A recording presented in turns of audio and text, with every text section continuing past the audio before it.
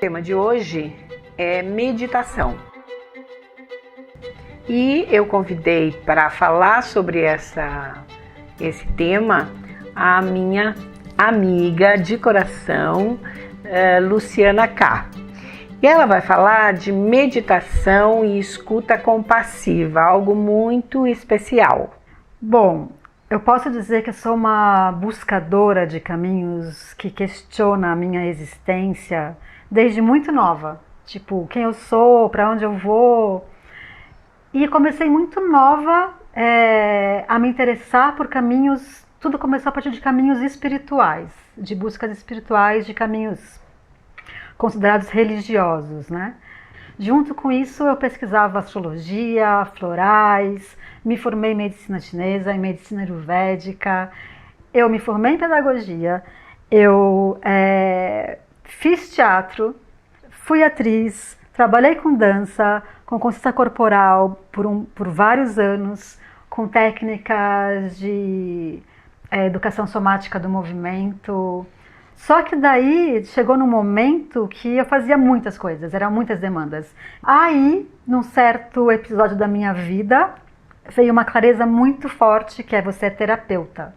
E nunca mais olhei para trás, e foi como se fosse uma flecha assim, muito certeira, que deu um alívio tremendo na minha vida, porque eu pude focar nesse caminho terapêutico, estudar com mais profundidade e realmente me reconhecer com mais clareza com meus objetivos, né? Com mais clareza.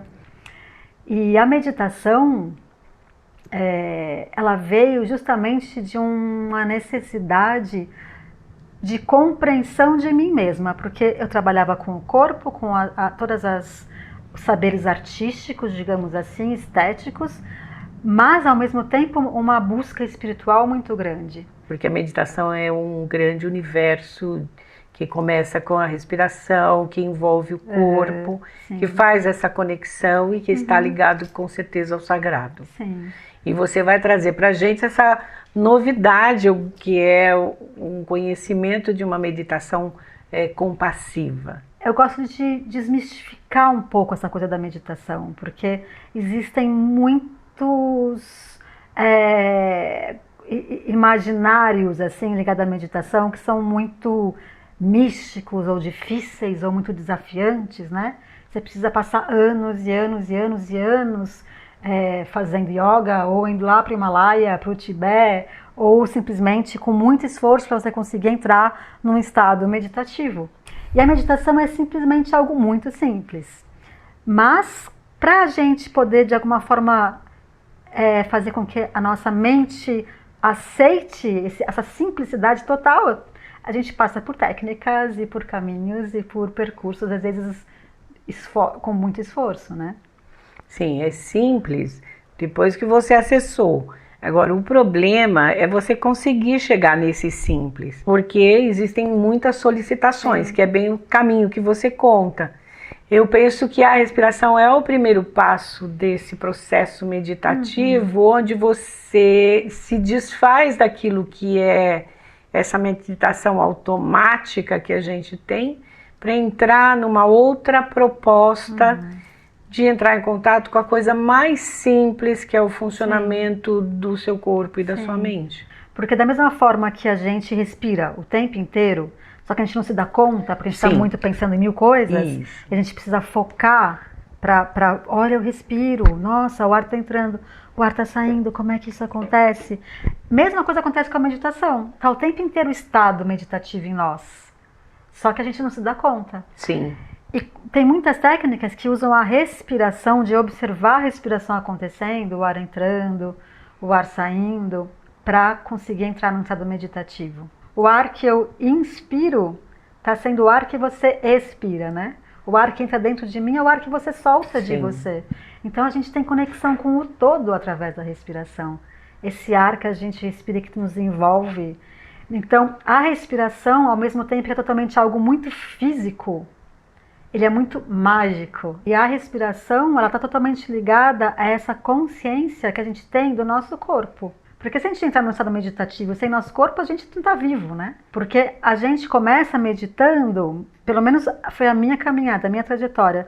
se auto-observando, né? Se auto-observando, tá? Eu tô sentindo isso, tô sentindo aquilo, a minha respiração, meus pensamentos, eu observando meus pensamentos. Então tem um passo de acessar um eu observador, que me observa, né? Então sempre que a gente acessa esse eu que observa a nós mesmos, é um estado meditativo que a gente alcança. E se a gente ficar só nesse lugar de auto-observação, é como se a gente ficasse fora da nossa humanidade. Como se a gente ficasse, de repente, num lugar superior, que pode até acessar um lugar egóico da meditação. Quando a gente consegue se auto-observar, observar minhas emoções, observar a minha raiva, a minha tristeza, a minha fome, as minhas vontades, os meus desejos, e ao mesmo tempo senti-los realmente, e perceber que todas essas emoções e meus estados são a minha humanidade e que graças a eles eu sou esse humano que está vivendo essa experiência nessa terra, e abraçar tudo isso, isso para mim é a integridade assim do ser humano, sabe? E é quando a gente consegue realmente ter essa autocompaixão. E aí que isso vai tendo consequências também para quem está fora de você. Então você vê a humanidade em você e você vê também no outro. Então esse é um caminho incrível, né? Que a gente, por exemplo, estuda teoricamente. Você tem um aspecto matriarcal e você tem um aspecto patriarcal. Você tem a dualidade. Então, o Jung fala muito sobre esse encontro dos opostos dentro da gente. Só que o encontro dos opostos, ele é o primeiro estágio, digamos, o primeiro degrau de você tomar consciência de que existem esses opostos e que eles estão em você e você precisa acolher esses opostos. Então, eu preciso chegar num consenso entre essas duas coisas, porque eu não posso ficar na polaridade, né? Eu tenho que fazer um encontro amoroso dessas duas polaridades.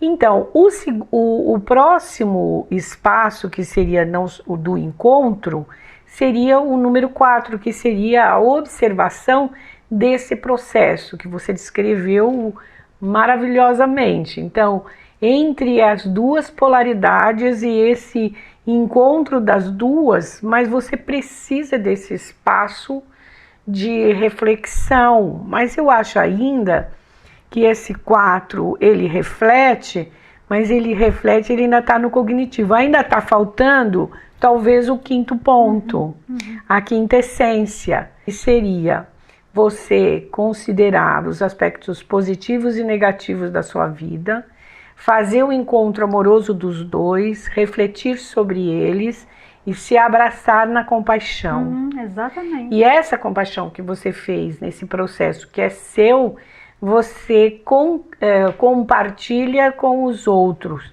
Então você muda como pessoa e você passa a ser um agente de mudança para os outros que estão à sua volta. Na verdade, é todo um processo de grande elaboração para a superação daquilo que é o primitivo na gente, para se transformar num ser humano, humano, né? No yoga, isso é muito visto de uma certa forma, porque um ser humano só vira realmente ser humano, só pode ser considerado um ser humano realmente quando acessa esse lugar de observador. Até então, ele é igual a qualquer outro animal, digamos assim. Então, aí uma das coisas que eu penso, Luciana, é assim, que desde que a gente é muito pequena, esse chamado, ele está presente. Então, e você pode ouvir esse chamado e seguir esse chamado, porque ele significa para você e você vai em busca, que é bem o seu relato, né? E aí você tem uma hora que o chamado fala para você, né? Que chega aqui e diz assim, sempre falando você não é tudo isso, você é só uma coisa, você vai ser terapeuta. Sim, é um chamado. E a vida está sempre soprando pra gente, né? Então, agora, chamados assim diários, né? E a gente pode escutar ou não, né? Então, e essa questão que eu acho que é fundamental no trabalho que a gente está realizando aqui com as entrevistas, é esses testemunhos das pessoas de como que é que você dá conta desse chamado de ser terapeuta, que não é uma coisa qualquer, né? Eu sinto que eu cheguei realmente no meu Dharma como terapeuta. E a partir daí eu vou me descobrindo, na verdade, né? Sim. O tempo inteiro, através desse processo. Que é esse processo que na teoria junguiana fala sobre o vaso comunicante, que entre o terapeuta e o paciente existe uma troca entre eles. Nossa! E que isso é bom para os dois. Esse vaso comunicante, na verdade, é como se fosse um só. Assim, eu vejo como o paciente e eu, na verdade, somos um só, digamos assim. Só que a nossa mente, a gente está na Terra, dualidade, formas, então são dois corpos diferentes.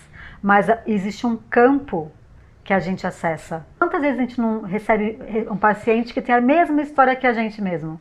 Tem uma crise específica que tem muito a ver com você. Tem uma angústia que tem muito a ver com a sua própria angústia de vida. Porque é justamente a cura dele está ligada à minha própria cura. O terapeuta leva o paciente até onde ele conseguiu chegar, né? Exato. E aí, por isso que o paciente também vem sincronicamente, porque ele sabe que ele vai ajudar de uma certa forma o terapeuta. É uma busca inconsciente, né? Inconsciente. Essa troca, né, o Jung fala, o Guggenheim também fala a respeito desse quaternio da interação entre o terapeuta e o paciente, onde existe uma relação consciente-consciente entre os dois, mas existe toda uma conversa que ocorre no nível subconsciente e inconsciente. Que pode ser uns 90%, que 95%. Pode ser 95%, exatamente. Mas, veja, a coisa mais importante que a gente está falando é que, acima de qualquer teoria, né, existe uma coisa que é a relação do terapeuta com o paciente. A cura, qualquer cura se faz no encontro. Mas eu fico com a ideia assim, uma pessoa com ansiedade e depressão, quanto que ela pode se beneficiar com essa possibilidade de acessar esse espaço meditativo, né? Uau, é muito benefício que pode ter, porque na verdade, o que é a depressão, a ansiedade? São estados emocionais que de alguma forma a gente fica muito identificado com eles, né? Sim. A gente sente com muita força esses estados, e como se eu sou essa angústia que eu estou sentindo, eu sou essa depressão, eu sou essa ansiedade. É como se eu não conseguisse descolar disso. E aí é muito angustiante mesmo. E a meditação nos ensina a ter esse descolamento, essa não identificação com o que a gente sente. Essa separação de que existe um ser que sofre e um ser que está observando esse ser que sofre, isso muda totalmente a maneira de eu sentir as coisas. Porque as emoções, elas são movimentos da natureza, como a chuva, como o sol. Às vezes é uma tempestade que parece que vai acabar o mundo, mas passa. Então, quando a gente começa a ver as emoções como passagens da natureza que existe em mim, que me habita, mas que eu não sou elas. Eu sou a natureza, mas ao mesmo tempo eu sou quem observa essa natureza. Então isso muda tudo. Eu não me identificar com a minha emoção muda tudo, mas ao mesmo tempo sentir e ter esse abraço compassivo de que tá tudo bem, vai passar, e eu tô aqui com você. É como se tivesse realmente um outro lugar nosso que realmente se abraça. E a meditação pode trazer tudo isso. Você sabe que tem uma experiência muito interessante, porque quando eu fiz a tese de doutorado, eu entrevistei aproximadamente uns 300 usuários de cocaína e crack. Então eu escutei muitas histórias de quem tinha vivenciado essa situação dramática do uso da cocaína e do crack. E tem um relato de um paciente que ele fala sobre isso, sobre o abraço que ele encontra, que ele vê o coração de Jesus e o coração de Nossa Senhora. Que lindo. E ele tinha essa ideia de quando ele estava no máximo do período de abstinência e que ele conseguia ver que era isso que acalmava ele. Que lindo, Porque o processo de abstinência e a saída da droga é uma coisa bastante complicada, né? Porque o que nos deixa ansioso, com depressão, com todas essas doenças que a gente vê hoje, né? São justamente essa desconexão desse lugar de compaixão nosso. É o tempo inteiro um auto-julgamento e uma não aceitação do meu estado. E quando a gente realmente aceita e fala, tudo bem, tá acontecendo isso agora, é isso que está acontecendo. Só sente isso e que vai passar. Se a gente consegue acessar isso, sai do julgamento na hora. E você começa a se abraçar realmente de um lugar de compaixão. E é isso que é a transformação. Então, vou dizer para você que assim, realmente eu acho que esse estado que a gente está falando, meditativo, que você chama como espaço meditativo, que é a conexão do paciente, do terapeuta, com o seu espaço meditativo, e fazer com que o paciente entre também dentro disso, é que restaura esse trauma. Exato. E muito interessante isso. Na verdade, existem hoje em dia algumas técnicas, né? Que utilizam a meditação, esse estado meditativo, para acessar um lugar de trauma e ressignificar esse trauma. Bom, então, digamos assim, eu gostaria que você deixasse uma contribuição, que eu acho que que você fala só um tiquinho mais sobre essa questão do compassivo para a gente encerrar nossa entrevista de hoje. A compaixão, eu acho que na verdade, eu acho que a gente caminha, a gente nasce, a gente vive, a gente faz escolhas, trabalha. Todo o esforço da nossa vida é para a gente chegar num estado de compaixão pela gente mesmo. É que nem Jesus fala, que eu adoro o que ele fala, né? Ame ao outro como a si mesmo, né? Essa frase é muito pouco entendida, né? Sim, muito. Tem que 1000 coisas que a gente tem que ser ao outro, né? Mas muitas vezes a gente se odeia em muitas situações, né? Não aceita o que está sentindo. Muitas vezes a gente está se julgando por questões de infância, né? Tem todo um percurso para chegar nesse auto-julgamento de não aceitação. Mas a gente conseguir transformar toda a nossa história traumática num lugar de olhar para a nossa história e falar, tudo bem, você pode sentir tudo e que eu te amo de qualquer jeito, do jeito que você for, que a gente consiga falar isso pra gente mesmo, esse é o grande salto. Porque se a gente consegue falar isso pra gente mesmo, que eu te aceito como você é, pelo que você está sentindo agora, que você faz o melhor que você pode sempre e que você não precisa melhorar, isso já é a grande melhora, sabe? É estar nessa escuta sem julgamento. Antes disso acontecer, dificilmente a gente vai realmente ter uma compaixão pelo outro, real. Então, você de novo, Luciana, me instiga a falar que você tem que ser resiliente. Você tem que ser capaz de encontrar a capacidade de voltar a ser inteiro, né? Sim, mas sem deixar de passar pela dor. Sem esquecer. Sem esquecer da dor. Porque resiliente muitas vezes você tem que aceitar. Não importa, tem que aceitar o que for. Não é que você tem que aceitar. Você não tem que nada, na verdade. É estar no lugar de escuta. Tipo, é como se você estivesse sofrendo muito agora e falasse, eu tô aqui, Sueli, te escutando, eu tô com você. Você pode ser o que você quiser, você pode chorar, você pode sofrer. Eu não vou estar aqui falando pra você, Sueli, vai, para de chorar, para de sofrer. Pra quê? Essa vida é tão boa, essa vida é tão maravilhosa, por que você tá fazendo isso? Uma coisa que eu aprendi sobre resiliência, lá nos anos 80, que faz bastante tempo, é que para uma pessoa conseguir resgatar a sua resiliência, às vezes ela faz sozinha, ou ela faz porque tem pelo menos uma pessoa que tem compaixão sobre aquilo que ela está sentindo. E aí ela consegue fazer esse retorno. Uhum.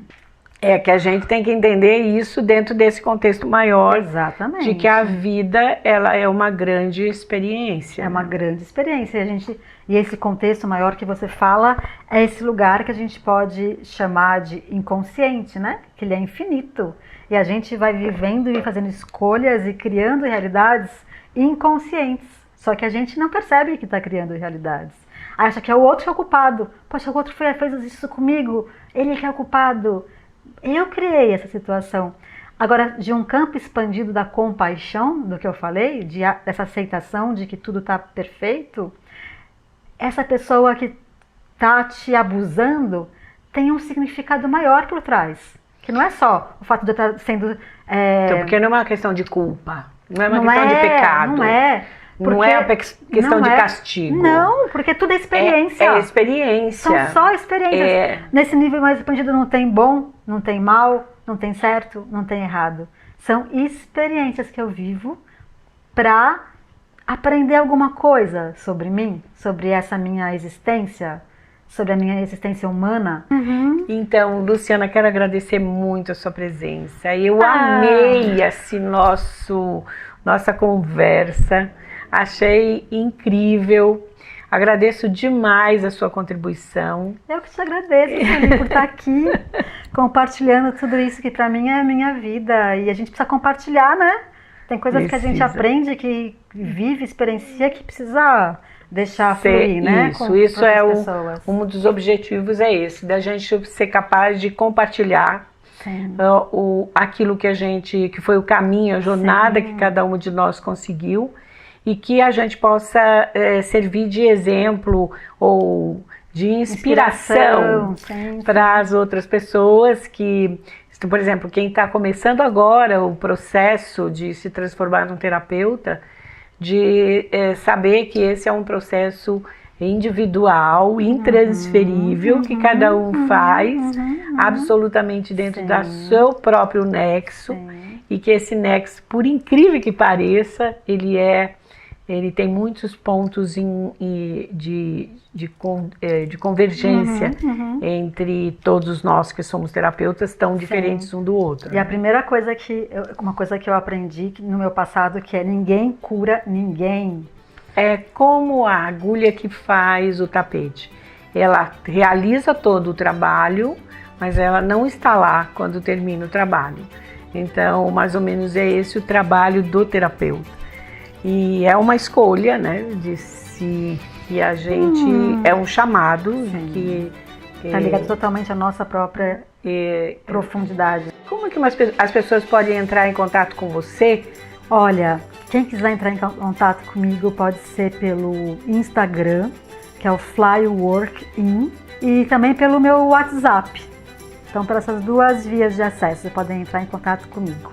Qual o seu WhatsApp? É 11 São Paulo 999-438252.